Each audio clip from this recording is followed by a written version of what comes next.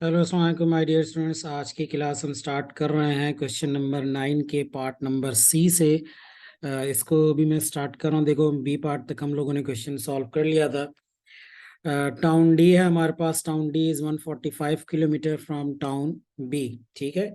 Angle A D B is 120 degree. Angle A D B 120 degree कैसे आएगा, देखें इधर।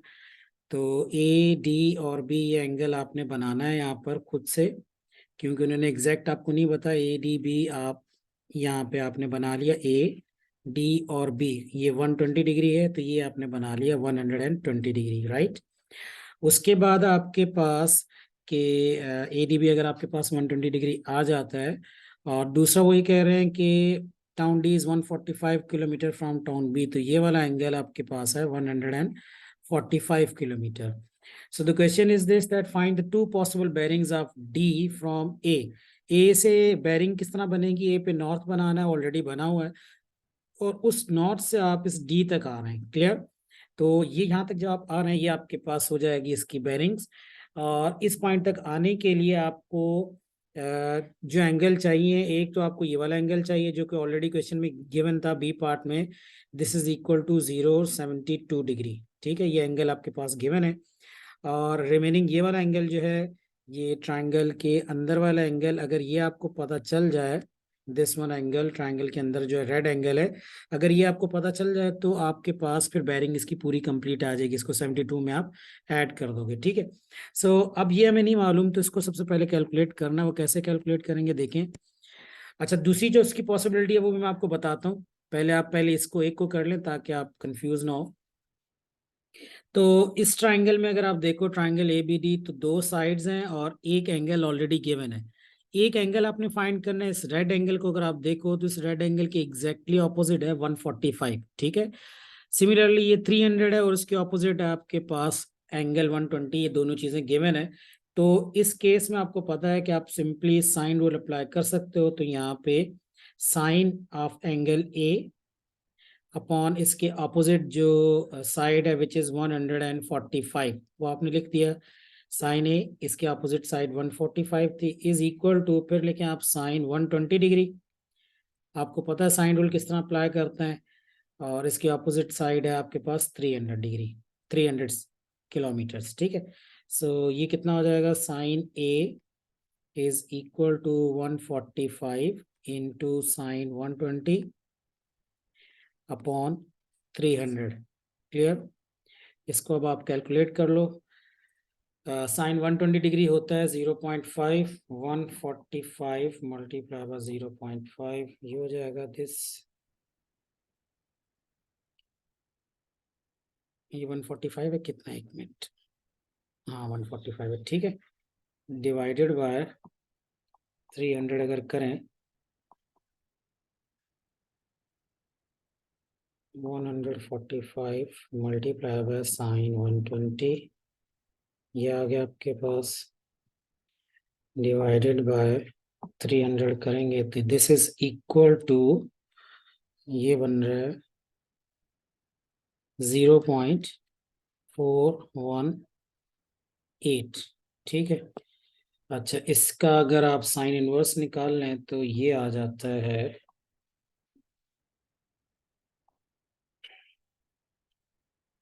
साइन इनवर्स 0.418, तो ये बन जाता है 24। ठीक है। ये मैंने यहाँ पे लिख लिया। एक मिनट, इसको मैं स्टेप मिस नहीं करता, आपको करके दिखा देता हूँ। यहाँ पे ये ए है, sine A is equal to 0.418, तो A is equal to sine inverse 0.418। ये अगर आप लिख दो तो साइन इनवर्स 0.418 बन जाता है जी 24.71। इसको अगर मैं राउंड ऑफ करूँ तो ये बन जाता है। ठीक है ना। 24.71 आपके पास ये बन जाता है एंगल। इसको आपने मेंशन किया हुआ था रेड कलर से। ठीक है। तो ये जो एंगल है ट्राइंगल के अंदर, ये है 24.71 डिग्री। ठीक है। तो 24.71 डिग्री हो गया आपके पास ये वाला एंगल। सिमिलरली अगर मैं ऊपर वाले एंगल की बात करूं तो एक और पॉसिबिलिटी है आपके पास। पहले इसी को कंप्लीट करते हैं। देखो, इसको अगर हम कंप्लीट करें, सो यहाँ पे बेरिंग कितनी हो जाएगी, फिर बेरिंग ऑफ डी फ्रॉम ए, तो ये हो जाएगी जी इधर 72, ऊपर से लेके नॉर्थ से लेके यहाँ तक 72, तो ये तो क्वेश्चन में ऑलरेडी पिछले पार्ट में गिवन था। तो ये तो 72 और उससे आगे 24.71 है। तो आप यहाँ पे लिखोगे 72 प्लस 24.71, तो ये बन जाता है आपके पास, कितना हो जाता है 70 80 90 96.71। एक तो ये पॉसिबिलिटी है, ठीक है, 096 इसको लिखना 3 डिजिट्स में होनी चाहिए। अच्छा, दूसरा ये है आपके पास, एक पॉसिबिलिटी के बाद दूसरी इसमें जो पॉसिबिलिटी है वो ये है कि हम यहाँ पर इसको जरूरी नहीं था कि आप यहीं पे बनाते, आप इसके अंदर ये भी कर सकते थे कि डी बजाय नीचे बनने के डी इस तरह ऊपर की तरफ भी कहीं पर बन सकता था, like here in this case, ठीक है ना। डी जिस तरह मैंने नीचे बनाया, तो जरूरी तो नहीं कि डी नीचे ही बनेगा, क्वेश्चन में तो ऐसा कुछ नहीं कहा गया, तो डी ऊपर भी बन सकता है। तो लेट्स सपोज कि जी डी आपने यहाँ पे ऊपर बना लिया, तो अब ये डी आपके पास अगर इधर आ जाता है, तो इस केस में भी बी टिल डी डिस्टेंस जो है वो 145 किलोमीटर होगा, ठीक है। और डी 145 के ऑपोजिट एंगल ये वाला ग्रीन कलर से, ठीक है। सारी डायमेंशंस वही होंगी, तो जब आप इसको चेक करोगे, यही साइन लॉ लगाओगे, तो इसमें भी ये जो एंगल बनेगा ये 24.71 ही होगा, ठीक है। तो आपने ये करना है कि इसको इस बेरिंग में से माइनस कर दो, क्योंकि अगर आप इधर डी को पॉसिबली सपोज करो तो फिर कितना होगा एंगल, ये यहाँ से लेके यहाँ तक ग्रीन से जो मेंशन है, तो ये कितना है, ये 72 से आप 24.71 डिग्री पीछे रुक रहे हो, ठीक है। तो इसको अब मैं यूं लिखूंगा कि 72 माइनस 24.71, ये दोनों पॉसिबिलिटीज हो सकती हैं। तो ये कितना होगा, 72 माइनस 24.7 2 minus 24.71, this is 47.29, 47.29 इसको लिख दें, या 47.3 भी इसको लिख सकते हैं, 47.3 डिग्री आ गया आपके पास, ठीक है जी। तो ये आपके पास दो पॉसिबिलिटीज हैं। आई होप ये समझ में आ गया होगा आपको क्वेश्चन, ठीक है। आंसर्स का मैं देख लेता हूँ, 47.3, 96.7 है, 0.74 है, ठीक है, सही है। तो ये आपके पास हो जाता है यहाँ पर। क्वेश्चन नंबर नेक्स्ट है आपके पास, इसके बाद आगे अगर हम चलें, इसका स्क्रीनशॉट लेना चाहें तो आप स्क्रीनशॉट ले लो। और ये दो पॉसिबिलिटीज आपको समझ में आ गई होंगी, नीचे भी डी बन सकता है, ऊपर भी डी बन सकता है। उन्होंने एग्जैक्ट लोकेशन नहीं बताई, सिर्फ उन्होंने ये बता दिया कि A D B angle 120 degree बनता है। क्लियर? ये 5 नंबर का क्वेश्चन है, और ये 5 मार्क्स का क्वेश्चन मैंने फर्स्ट टाइम देखा है कि आपके ओ लेवल्स के अंदर आया हो। ए में तो आता है, ए लेवल्स में तो होता है, लेकिन ओ लेवल में मैंने फर्स्ट टाइम देखा है कि 5 मार्क्स का क्वेश्चन था। हाँ, क्वेश्चन नंबर 10 पे आते हैं। क्वेश्चन नंबर 10 है कि ए बी सी 3 ट्राइंगल्स बनी है आपके पास, ठीक है, ग्रिड बनी है। और क्वेश्चन है जी, the diagram shows triangle A B and C, describe fully the single transformation that maps triangle A onto triangle B. A जो है बी पे ट्रांसफॉर्म हो रही है, तो आप वो सिंगल ट्रांसफॉर्मेशन बताएं किस तरह से ए जो है वो बी पे ट्रांसफॉर्म हो रही है। तो ए बी पे ट्रांसफॉर्म कैसे हो रही है, देखो सीधा सीधा अगर तो ये रिफ्लेक्शन होता तो आपको ये इमेज कहीं फ्लिप होती ही नजर आती, अगर ये रोटेशन होता तो भी आपको कहीं अपसाइड डाउन होती चीज नजर आ रही होती। तो ये नहीं है, अगर आप इसको ए और बी को देखो तो बिल्कुल ऐसे लगता है जिस तरह ए को सीधा आपने उठाया, इसके तीनों कोऑर्डिनेट्स ए की तरह से मूव किए, ठीक है ना। रिफ्लेक्शन होती तो तीनों कोऑर्डिनेट्स की मूवमेंट एक जैसी नहीं होती, ठीक है। यहाँ पे बिल्कुल एक जैसी है, रोटेशन में भी ऐसे नहीं होता। सिंपली आपने उठा के इधर इसको रख दिया है, तो आप ये कहोगे कि यहाँ पे हो रही है ट्रांसलेशन, ठीक है। इस तरह की जो रिफ्लेक्शन होती है, इस तरह की जो ट्रांसफॉर्मेशन होती है, उसको नाम कहते हैं ट्रांसलेशन, जिसमें तीनों पॉइंट्स बिल्कुल आपने उठा के एक ही तरह से उसको ऊपर रख दिए। तो आप अगर देखो तो यहाँ से आप बहुत इजी है, लेट सपोज ये पॉइंट आपके पास, इसकी इमेज इधर यहाँ बनेगी, तो मैं देखूँ तो ये 1 यूनिट 2 यूनिट 3 4 यूनिट बैकवर्ड जा रहा है, एंड 1 2 3 यूनिट अपवर्ड। तो हम इसको कहेंगे -4, mean 4 unit toward negative x axis देखें तो ये पीछे की तरफ आ रहा है, तो -4 होगा, एंड 3 यूनिट्स अपवर्ड है तो -4 और +3 इसकी जो ट्रांसलेशन वेक्टर है ये बन रहा है, ठीक है। तो ट्रांसलेशन विद ट्रांसलेशन मैट्रिक्स -4 3 आप लिख दोगे, ठीक है, तो ये यहाँ लिख दें, ट्रांसलेशन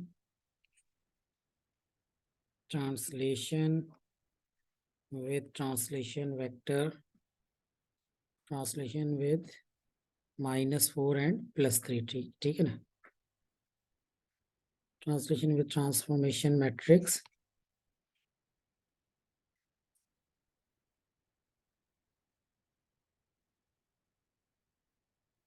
-4 and 3, ठीक है। ये 2 नंबर का क्वेश्चन आपका, ये आपको सिंपल बस ये आपने लिखना है, आपको 2 मार्क्स मिल जाएंगे। B part of find the matrix representing the transformation that maps triangle A onto triangle C. जो ए को सी पे अगर जा रही है तो मैट्रिक्स ट्रांसफॉर्मेशन में आप बताओ कि ए जो है सी पे किस तरह से जा रही है। तो अगर ए सी पे जा रही है तो यहाँ से पहले मैं ऊपर वाली वर्किंग को हटाऊं। अब अगर आप ये देखो कि ए जब सी पे जा रही है तो किस तरह से ए सी पे जा रही है। ए सी पे इस तरह से जा रही है कि हमारे पास ए और सी को अगर आप गौर से देखो तो ये रिफ्लेक्शन हो रही है। ये वाला पॉइंट इधर है, ये उठ के इधर आ रहा है, ठीक है। रिफ्लेक्शन हो रही है और ये लाइन भी एग्जैक्टली दरमियान में जो आ रही है, this is the line of reflection. Mean y axis जो है ये आपके पास लाइन ऑफ रिफ्लेक्शन आ रहा है, ठीक है ना। This is the line of reflection, line of reflection आपके पास वाई एक्सिस। ना वाई एक्सिस पे रिफ्लेक्ट हो रहे हैं, लेकिन हमें अब इसका ट्रांसफॉर्मेशन मैट्रिक्स नहीं मालूम, क्योंकि याद तो नहीं किया जा सकता। तो उसके लिए मैंने आपको मेथड बताया है कि आप अपने पास रफ वर्किंग में इस तरह लिखो कि 2 पॉइंट्स कंसीडर कर लो। एक 1 है यहाँ पर, और इधर इसको लिख दो -1, ऊपर +1 है, नीचे वाले को आप कंसीडर कर लो -1। तो फर्ज करो कि जी एक लाइन आपने बना ली, ठीक है। ये लाइन वाई एक्सिस का आपने मैट्रिक्स देखना है कि रिफ्लेक्शन वाई एक्सिस में कैसी होती है। तो आप इस लाइन को जरा रिफ्लेक्ट करो वाई एक्सिस पे। इसकी इमेज में बना रहा हूँ। अगर इसी लाइन को आप वाई एक्सिस पे रिफ्लेक्ट करोगे तो इसकी इमेज कुछ इस तरह से बनेगी, ऐसे, ठीक है। ये ब्लू कलर इधर आपके पास आ जाएगा। तो ये जो रिफ्लेक्ट हो रही है आपके पास वाई एक्सिस पे, अगर आप इसको वाई एक्सिस पे फ्लिप करो तो ये जो पॉइंट है आपके पास जिसको आप 10 कह रही है, इसकी इमेज क्या बन गई यहाँ पर आके -10, ठीक है। पहले आपने एक्स एक्सिस पे जो पॉइंट है उसकी इमेज लिखनी है -10, और फिर आप ये देखो कि ये जो सेकंड पॉइंट है जो ऊपर लिखा हुआ -0 और -1, इसकी इमेज कहाँ पर है। इसकी इमेज कहीं पर भी नहीं है, इसकी इमेज इधर ही है, ठीक है ना। जिस पॉइंट पर जो जहाँ ऑब्जेक्ट है वही इसकी इमेज है। इसको हम कहते हैं इनवेरिएंट पॉइंट। तो ये वेरी नहीं कर रहा है, ये इनवेरिएंट है। तो 0 1 अपनी जगह पर ही है, ये यहाँ पर भी 0, इसकी इमेज भी इधर ही बन रही है, इसकी इमेज वही है, तो आपने वही लिख देना है 0 और 1, ठीक है। तो ये आपके पास बन जाता है reflection in the line y axis जो है उसका ट्रांसफॉर्मेशन मैट्रिक्स आपके पास ये यहाँ पे बन जाता है, ठीक है। सीधा सीधा आपने ट्रांसफॉर्मेशन वहां लिख देनी है। आपने लिख देना है कि रिफ्लेक्शन है in the line y axis with transformation matrix -1 0 0 and 1, ठीक है जी। तो ये आप इधर चाहो तो लिख लो नीचे, reflection in the line y axis, और जो मैट्रिक्स था -1 0 0 एंड 1, ये आपने लिख दी, क्योंकि वो यही कह रहे हैं कि ए सी पे जा रही है तो किस तरह से रिफ्लेक्ट हो रही है। अच्छा, C part at triangle A is mapped onto triangle D. E map हो रही है डी पे by an enlargement with centre 2 3 and scale factor 3, ठीक है।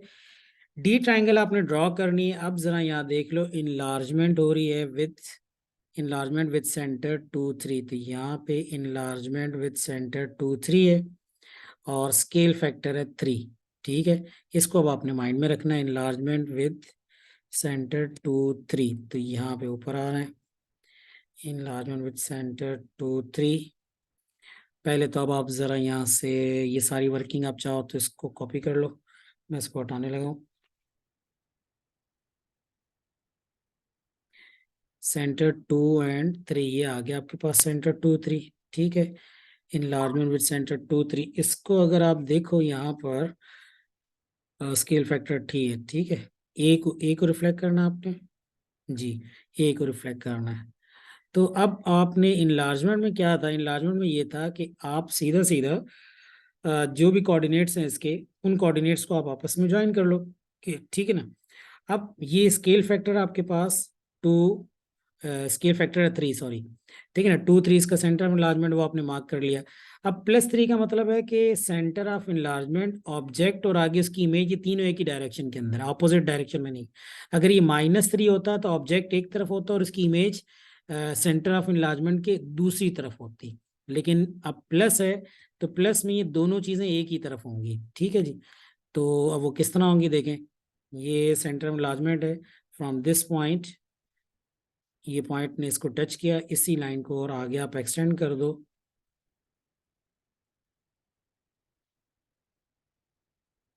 मैं रूलर यूज नहीं कर रहा हूँ। देखो ये सेंटर से, ये सेंटर था, इसको हम मार्क कर लेते हैं। ये सेंटर है, सेंटर से इस पॉइंट तक जो आप आए हो, ये एक डायगोनल आपने मूव किया है, ठीक है, ये स्केल फैक्टर हो जाता है 1। इतना ही अगर आप आगे जाओगे तो ये हो जाएगा स्केल फैक्टर 2, और एक डायगोनल और आगे चले जाओ स्केल फैक्टर 3, फिर और फर्दर चले जाओ तो स्केल फैक्टर 4। तो बहरहाल आपने स्केल फैक्टर 3 तक आना है, तो एक पॉइंट आप ये वाला मार्क कर लोगे, अपने पास सर्कल कर लिया। सिमिलरली नीचे अगर आप आए तो यहाँ से ये आप आ रहे हैं इधर, फिर आप आएंगे यहाँ से ये, और ये सही है। ये आप चेक करो, इस पॉइंट से लेके यहाँ तक मैं आया हूँ, ये स्केल फैक्टर 1 है। इतना ही और रूलर रख के आप चेक करोगे, उतना ही और आगे आ जाए स्केल फैक्टर 2, फिर यहाँ पे पहुंचेंगे स्केल फैक्टर 3, तो ये आपके पास इमेज बन जाएगी। इस वाले पॉइंट की इमेज आपने यहाँ पे लगा ली। ठीक है। नाउ ये इसके मैं नाम लिख लेता हूँ ट्राइंगल के। ये पॉइंट P है, ये पॉइंट Q है, ये पॉइंट R है। ठीक है ना। ये R था और ये इसकी इमेज आ गई R कॉम्प्लीमेंट। ये Q था और ये Q की इमेज आ गई Q कॉम्प्लीमेंट। नाउ P की बारी है, P को हम लेके चलना है यहाँ से। तो एक, ये दो, और ये 3। ठीक है ना। यहाँ से लेके यहाँ तक एक स्केल फैक्टर 1 है, फिर ये दूसरा स्केल फैक्टर है, ये तीसरा स्केल फैक्टर है। ठीक है। तो ये आ गई आपके पास P की इमेज P कॉम्प्लीमेंट। सही है जी। तो इस तरह करके ये तीनों पॉइंट्स आपने यहाँ पे स्केल फैक्टर 3 से आप इसको लेके चले गए। अब इसकी मैं इमेज बना लेता हूँ, और इमेज किस तरह से है देखें। P कॉम्प्लीमेंट और Q कॉम्प्लीमेंट को ज्वाइन कर लें आप इधर। सिमिलरली Q और R को भी ज्वाइन कर लें। ठीक है। और फिर P कॉम्प्लीमेंट और कॉम्प्लीमेंट, सही ये हो गया। तो ये आपके पास ट्राइंगल बन जाएगी, ट्राइंगल डी, जिसका वो जिक्र कर रहे हैं। वो ट्राइंगल डी आपने बनानी है। तो ये आप देखो इनलार्ज कर दिया आपने ट्राइंगल डी को। ठीक है। स्क्रीनशॉट ले लें आप इसका। ये होगी आपके पास ट्राइंगल डी। चलो जी, इसके बाद आगे चलते हैं। ये भी 2 मार्क का क्वेश्चन था, draw triangle D. Then after it question number 11 पे आ जाते हो। अब ये इजी क्वेश्चन है। Calculate the length of P Q. Simple question है। पी इज द पॉइंट 3 - 1, उसको कैसे सॉल्व करेंगे। पी एक पॉइंट है, क्यू भी पॉइंट है, दोनों से आपने डिस्टेंस फार्मूला लगाना। 2 मार्क का क्वेश्चन है। पी क्यू की फार्मूला क्या है, लेट सपोज से दिस x1, से इट y1, ये हो जाएगा x2, इसको नाम दे दो आप y2। फार्मूला, डिस्टेंस फार्मूला क्या है, x2 - x1 का whole square plus y2 - y1 का होल स्क्वायर। ये सिंपल फार्मूला मुझे आपको एग्जाम में लिखने की जरूरत नहीं है, मैंने आपके लिए लिखा है यहाँ पर। x2 की जगह 1 लगा दें आप, x1 की जगह 3 का होल स्क्वायर प्लस y2 की जगह आपने 5 लिखा था, इसकी जगह आपने माइनस माइनस +3 हो जाएगा। ठीक है। होल स्क्वायर हो गया ये। सो 1 - 3 - 2 का होल स्क्वायर है प्लस 8 का whole square. So here it becomes 4 + 8 का स्क्वायर हो गया 64। सो 4 + 64 हो जाएगा 68। √68 आपका आंसर यहाँ पे आ जाएगा। Calculate the length of P Q mean √68। Clear. अच्छा, उसके बाद देखो आप आगे calculate the length of P Q, ये आपने कर लिया। पी क्यू की जो लेंथ आ गई वो √68 आ गई। इसको सिंप्लीफाई भी आप कर लें। √68 कितना हो जाएगा, 8.24। ठीक है। तो यहाँ पे √68 नहीं लिखो, इसको ज़्यादा अच्छा था कि 8.24, बल्कि 25 लिख दें आप। दोनों ये भी लिख दें तो भी सही है। ठीक है। आंसर देख लेते हैं इसका क्या है, क्वेश्चन नंबर 11 का।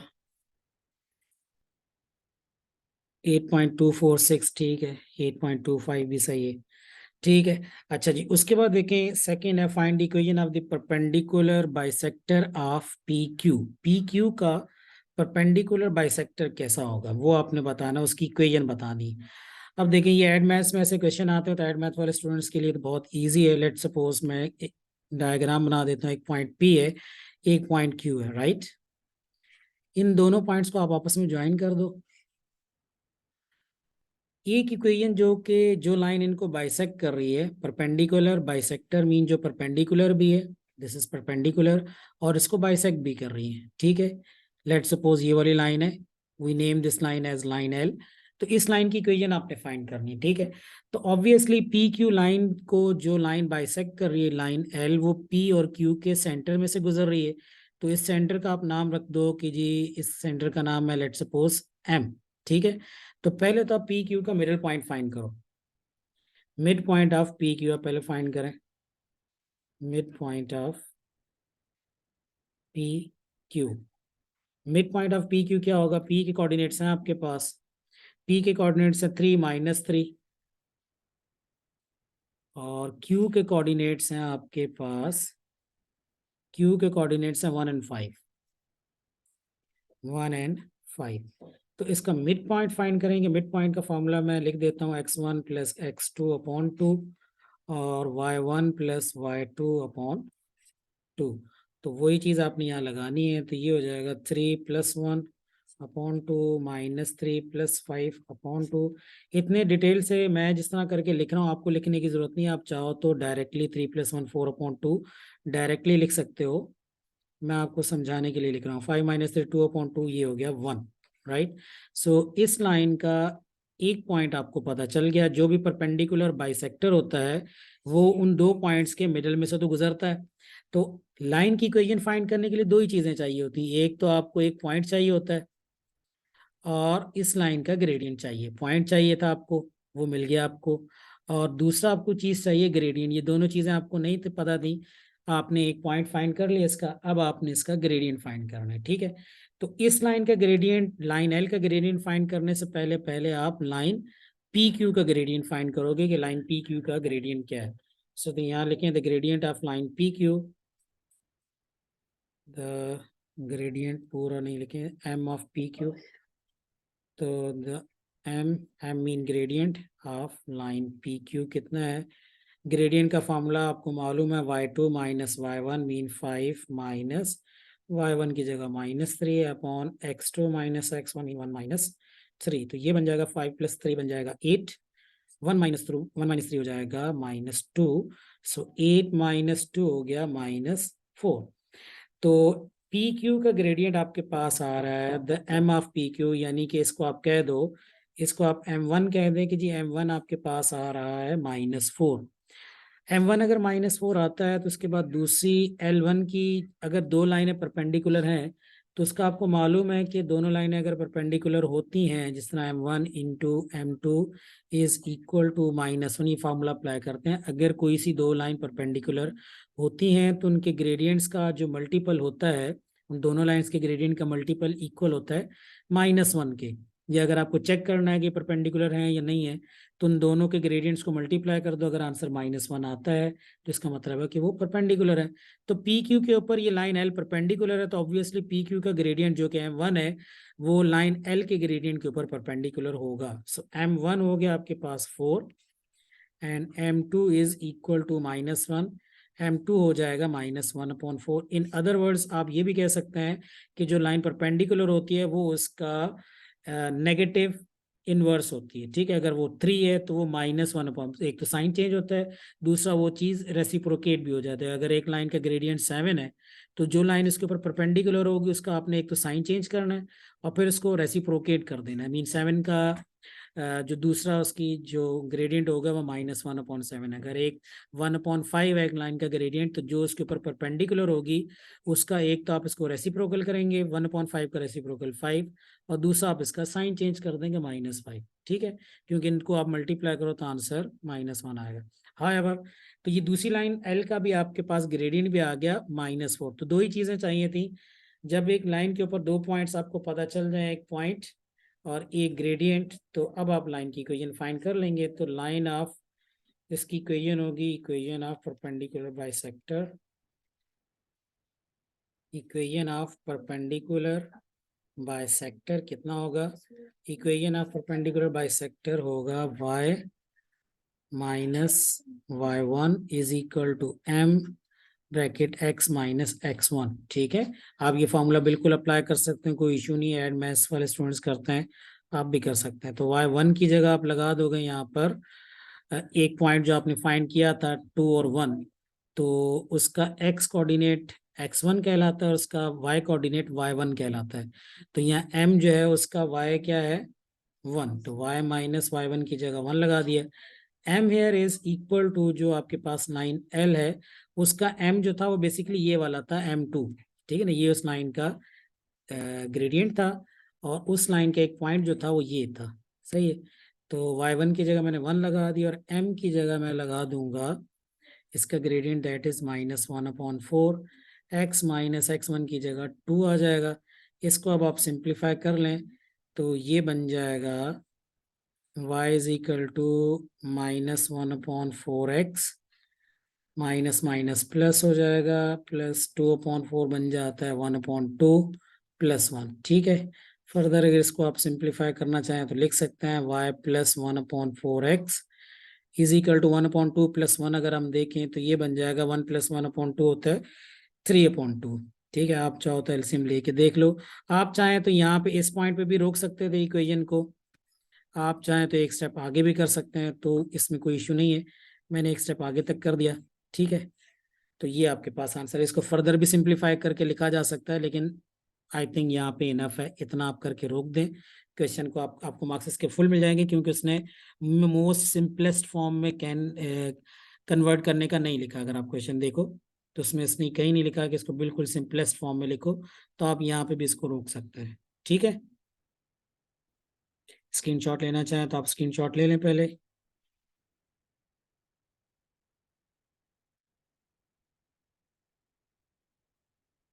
ठीक है जी, नेक्स्ट पे आ जाए। चलिए खत्म हो गया, नेक्स्ट नहीं बस खत्म हो गया।